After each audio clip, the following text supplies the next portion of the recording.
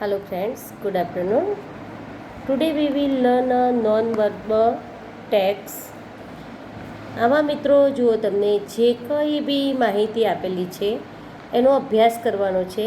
એના પછી નીચે પૂછેલા પ્રશ્નોના આપણે જવાબ લખવાના છે. અહીં જુઓ, આપણને WH ક્વેશ્ચન વડે પ્રશ્ન બનાવેલા છે અને અહીં એના આન્સર આપેલા છે. ફોર એક્ઝામ્પલ, હુ એટલે કે કોણ ગયું, તો નીતિન. વેર એટલે કે ક્યાં ગયો, તો મોઢેરા. વાય તો સી ધ સન ટેમ્પલ, બરાબર, મોઢેરાનું સૂર્ય મંદિર જોવા માટે. હાઉ કેવી રીતે ગયો, તો બાય બસ. વેન એટલે કે ક્યારે ગયો, તો last Sunday. How much is the ticket કે ટિકિટના કેટલા થયા, તો ₹80. હાઉ ફાર ઇઝ ઇટ કે તે કેટલું દૂર છે, તો 60 કિલોમીટર. હવે અહીં જુઓ મિત્રો, તમને પ્રશ્નો પૂછ્યા છે કે how did Nitin go to Modhera, બરાબર, કે કેવી રીતે ગયો, તો નીતિન ગોનું આપણે અહીં શું કરીશું, વેન્ટ કરીશું. Nitin went to Modhera by bus. How far is Modhera કે મોઢેરા કેટલું દૂર છે, તો મોઢેરા ઇઝ 60 કિલોમીટર ફાર, બરાબર. Why did Nitin go to Modhera કે મોઢેરા શા માટે ગયો હતો, તો Nitin went to Modhera see the sun temple, બરાબર, કે સૂર્ય મંદિર જોવા માટે. How much is the ticket કે ટિકિટ કેટલી છે, તો the ticket is ₹80. When did Nitin go to Modhera કે ક્યારે જશે, તો Nitin went to Modhera last Sunday, બરાબર, ક્યારે ગયો હતો, તો ગયા રવિવારે ગયો હતો. હવે બીજું અહીંયા આપણે માહિતી જોઈએ તો અહીં આપણને અહીં જે હવા ખાવાના સ્તર છે આપણા, કે માઉન્ટ આબુ, સાપુતારા, માથેરાન, ઓટી અને સિમલા, એમના ટેમ્પરેચરનો ગ્રાફ આપ્યો છે અહીં આપણને. એનો અભ્યાસ કરી અને નીચે પૂછેલા પ્રશ્નોના જવાબ આપવાના છે. સૌપ્રથમ આપણે જોઈએ તો અહીં માઉન્ટ આબુ કેટલું ટેમ્પરેચર છે, 15°C.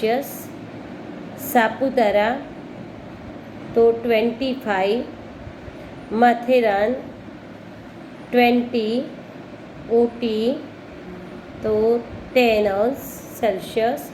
સિમલા તો અહીં જુઓ, અહીંયા 10 અને 5ની વચ્ચેનું એનું આપણને આપેલું છે, બરાબર મિત્રો. એટલે અહીં આપણે 9°C તાપમાન લઈ શકીએ. જો મિત્રો, આપણને ફર્સ્ટ ક્વેશ્ચન પૂછ્યું છે કે which hill station has the lowest temperature, કે સૌથી નીચું ટેમ્પરેચર કોનું છે. તો અહીં આપણે બધા જ ટેમ્પરેચર જોઈએ તો અહીં 15 છે, અહીં 25 છે, આનું 20 છે, અહીં ઓટીનું કેટલું છે, 10 છે, અને સૌથી ઓછું સિમલાનું 7°C છે, બરાબર. તો અહીં આપણે લખીશું Shimla has the lowest temperature, બરાબર, કે સૌથી ઓછું ટેમ્પરેચર છે. બીજા નંબરનો ક્વેશ્ચન છે કે vote is the temperature of mount Abu, કે માઉન્ટ આબુનું ટેમ્પરેચર કેટલું છે, તો the temperature of mount Abu is 15°C. Which hill station has the highest temperature, highest એટલે કે સૌથી ઊંચું કોનું ટેમ્પરેચર છે, તો સાપુતારાનું છે. મિત્રો, આપણને ગ્રાફમાં 25, જુઓ અહીં આપણને ગ્રાફ આપેલો જ છે, એમાં આપણને 25 એ સૌથી ઊંચો ગ્રાફ કોનો છે, સાપુતારાનો છે. તો અહીં આપણે લખીશું Saputara's hill station has the highest temperature. Which city has the temperature of 10°C, તો ઓટીનું મિત્રો કેટલું છે, 10°C છે. તો Ooty has a temperature of 10°C. What is the temperature of Matheran, માથેરાનનું ટેમ્પરેચર કેટલું છે, તો the temperature of Matheran is 20°C. અહીં જુઓ મિત્રો, હવે એડવેન્ચર ક્લબે અહીં આપણને શું કર્યું છે, માહિતી બહાર પાડી છે. શેની માહિતી છે એ આપણે જોઈએ કે 3 day કેમ્પ એટ જંબુઘોડાનો 3 દિવસનો એને કેમ્પ રાખ્યો છે. એ શું છે તો એક સ્પેશિયલ પેકેજ ફોર, કોના માટેનું પેકેજ છે, student and children below 14 years. અહીં જુઓ મિત્રો, સ્પેશિયલ પેકેજ ફોર છે તો શેના માટે છે, સ્ટુડન્ટ અને ચિલ્ડ્રન. પણ કેવા સ્ટુડન્ટ, તો 14 વર્ષ નીચેના બાળકો માટે છે. બરાબર. હવે શાસન ગીરમાં એજ્યુકેશન ટૂર છે, કેટલા દિવસની છે, તો 4 day and 3 nights છે. બરાબર, કે 4 દિવસ અને 3 રાત્રિની આખી ટૂર આપેલી છે. હવે એના ઉપરથી આપણે પ્રશ્નોના જવાબ જોઈએ. Who has organize the camp, કે આ કેમ્પનું કોણ એમ કે સંચાલન કરે છે, કોને આ કેમ્પની આપણને જેને માહિતી આપી છે એવું કોણ છે, તો એડવેન્ચર ક્લબ. બરાબર, has organised the camp. How many days in the camp, હવે કેમ્પમાં કેટલા દિવસ છે મિત્રો, તો 3 day. તો અહીં આપણે લખીશું there are 3 days in the camp.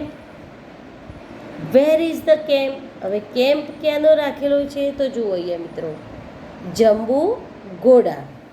તો અહીં આપણે લખીશું the camp is Jambughoda. How many days in the tour to Sasan Gir, તો શાસન ગીરની ટૂરના કેટલા દિવસ છે, જુઓ મિત્રો 4 days છે. કેટલા ડેઝ છે, 4 days. તો there are 4 days in the tour to Sasan Gir.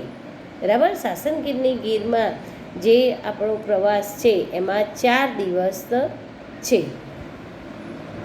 Who will give all the details, હવે જુઓ મિત્રો, જે ઓર્ગેનાઇઝ કરે છે એને જ આપણને આ બધી માહિતી પણ આપી કહેવાય. તો ઓર્ગેનાઇઝ કરનાર કોણ છે, એડવેન્ચર ક્લબ. તો અહીં પણ આપણે એ જ લખીશું કે adventure club will give all the details. બરાબર. હવે અહીં નીચે 4થા નંબરમાં જુઓ મિત્રો, અહીં આપણને ડે વિશે માહિતી આપી છે કે કયા મંથમાં કયો ડે આવે છે. તો અહીં જૂન મહિનામાં કઈ ડેટે, 5 ડેટે, તો કયો દિવસ આવે છે, ધ વર્લ્ડ એન્વાયરનમેન્ટ ડે. જો મિત્રો, જૂન મહિનામાં આપણને 5 ડેટે વર્લ્ડ એન્વાયરનમેન્ટ અને 21th ડેટે ફાધર્સ ડે, બરાબર, તરીકે આપણે સેલિબ્રેશન કરીએ છીએ.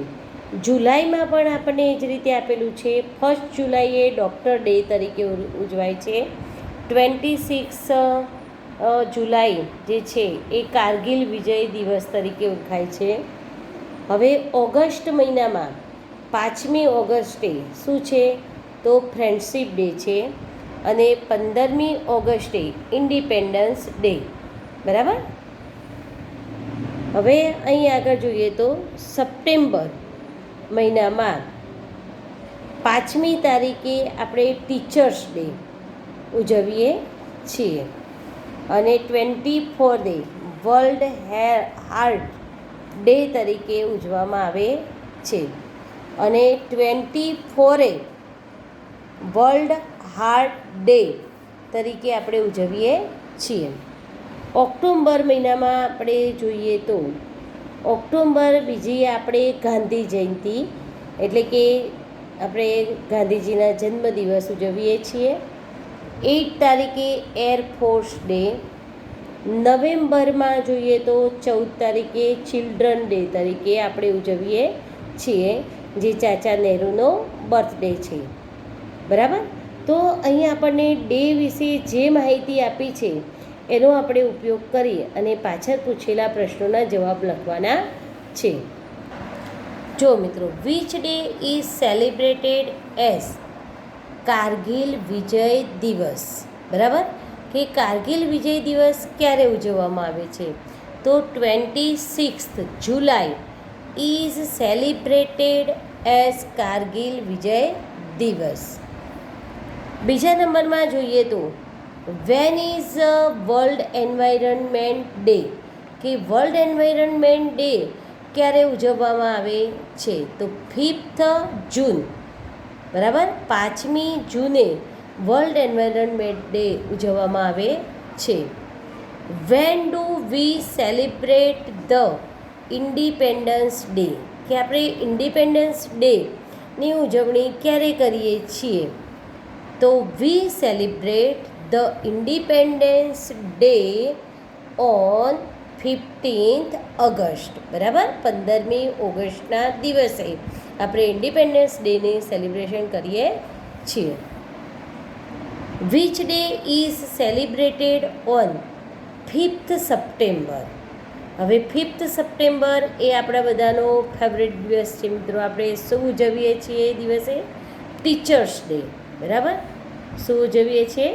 Teachers day is celebrated on 5th September.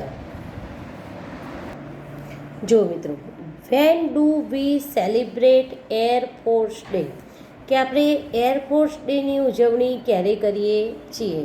તો we celebrate air force day on 8th October, બરાબર, 8મી ઓક્ટોબરના દિવસે. હવે જે અહીંયા નીચે આપણને માહિતી આપી છે એ ટાઈમ ટેબલની માહિતી આપી છે મિત્રો, કે અહીં મંડે છે અને મંડેના અહીં બધા જ આપણને શું આપેલા છે?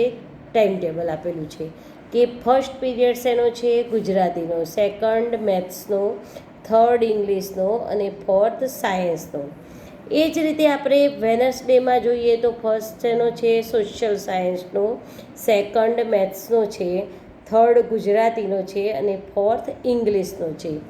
હવે એ જ રીતે જુઓ, તમારે ફ્રાઈડેનું ચેકિંગ કરવું છે તો થર્ડ પિરિયડ શેનો છે એવું પૂછે તો ઇંગ્લિશનો છે, ફોર્થ પિરિયડ શેનો છે તો સાયન્સનો છે. તો આ રીતે મિત્રો આપણે આ માહિતી ઉપરથી નીચેના પ્રશ્નોના જવાબ લખવાના છે. અહીં જુઓ, which is the first period on Monday, બરાબર, કે મંડેનો પહેલો પિરિયડ કયો છે? તો જુઓ, મંડે અને ફર્સ્ટ પિરિયડ શું છે મિત્રો? ગુજરાતી છે. તો Gujarati is the first period on Monday. હવે બીજા નંબરમાં જુઓ કે when is the English period on Friday, કે ફ્રાઈડેના દિવસે ઇંગ્લિશનો પિરિયડ કયો છે? તો અહીં ફ્રાઈડે જોઈશું અને ઇંગ્લિશનો પિરિયડ. તો ઇંગ્લિશનો પિરિયડ કયો છે મિત્રો? થર્ડ નંબરમાં છે. કયો છે? થર્ડ નંબરમાં છે. તો આપણે લખીશું અહીં the English period is third on Friday. Which subject will you learn in the first period on Wednesday, કે વેનસડેનો ફર્સ્ટ પીરિયડ કયો છે? તો સોશિયલ સાયન્સ છે. તો આપણે લખીશું અહીંયા સોશિયલ સાયન્સ વિલ આઈ, અથવા I will learn social science in the first, બરાબર, અથવા વિચ લખ્યું છે તો અહીંયા આપણે આ રીતે પણ લખી શકીએ કે social science will I learn in the first period. When is the maths period on Thursday. હવે આપણે અહીં થર્સડેમાં મેથ્સનો પીરિયડ જોવાનો છે, કે મેથ્સ તો કયો પીરિયડ છે? થર્ડ પીરિયડ છે. તો the maths period is third on Thursday.